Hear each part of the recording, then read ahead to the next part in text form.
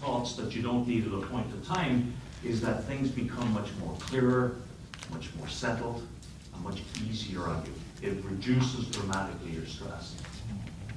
If anything I've said to you this morning makes you say, hey, I like the look of that, how would I do it?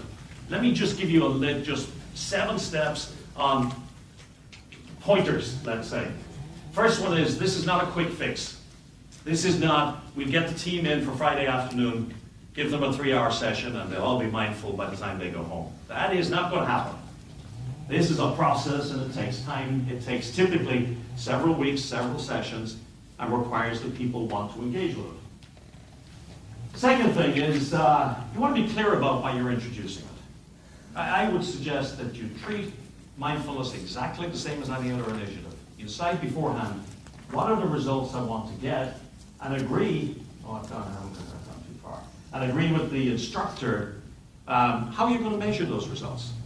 Because I firmly believe that you shouldn't introduce any initiative into the organization until you've said, here's where I want to move the needle, here's how I know when it's moved. So you set measures and you measure them before and after. Don't do it big bang. Don't introduce it to the entire company. Find some champions. You might put out an email if you're thinking of this when you found an appropriate program and you say, we're looking for some people who will be pioneers. I guarantee you the ones that put their hands up first are the ones who are going to be your champions. Some people will already be engaged with it. Others will be open to it. And you want to get some of those on board so that you understand the practical difficulties, if there are, of introducing your particular session. Run introductory sessions. Let people have that 5-minute sample, like I did during my session. Then make it available over time to as many people as you possibly can. So let everybody have a go at it. Now, I have to say to you, and number 6, you have to make it optional. I want you in a room for the next 6 weeks for 2 hours, and by God, you're going to be mindful before we're finished, okay? And I'm going to be checking just to make sure. Nah, you know what? It won't work.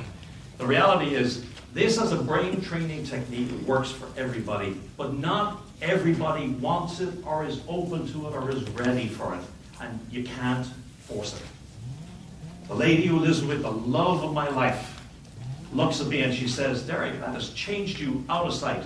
But she still says, but it's not for me. So it's not for everybody. And the final thing is, beware of the M word. In certain circles, meditation and mindfulness has a woo-woo.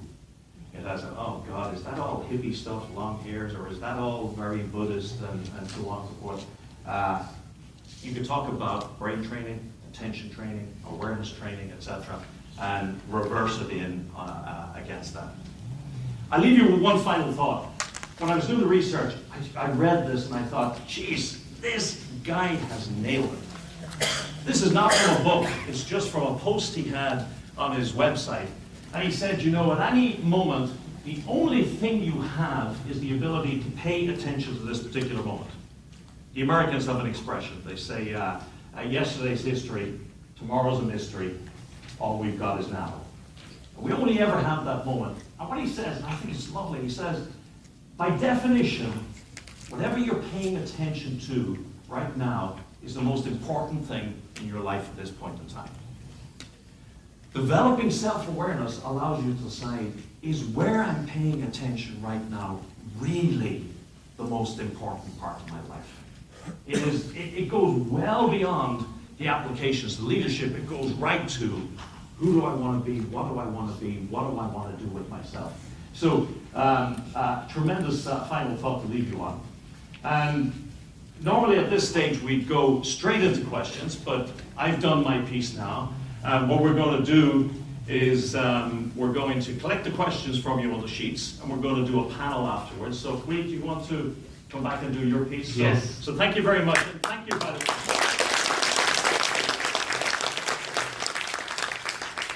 Thank you for working with me. I really appreciate it. Thank you, Derek. It was such a wonderful talk. Please take a short break for 10 minutes, and you'll be invited back to stage for Q&A section later. Ladies and gentlemen, in front of you right now you have a look this piece of paper, okay? So you can write any of your questions for Mr. Jarek, and we'll try to answer them later, okay? You should write your name and your company on it, just in case that we don't have time, we can contact you later, okay? So in the meantime, there will be a presentation from Prudential Finance, who is our gold sponsor.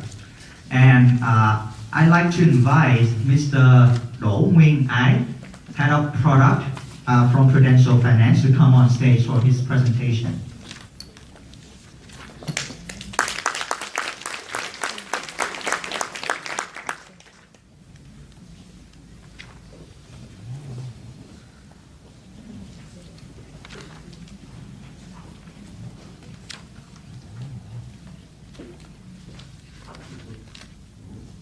Thank you.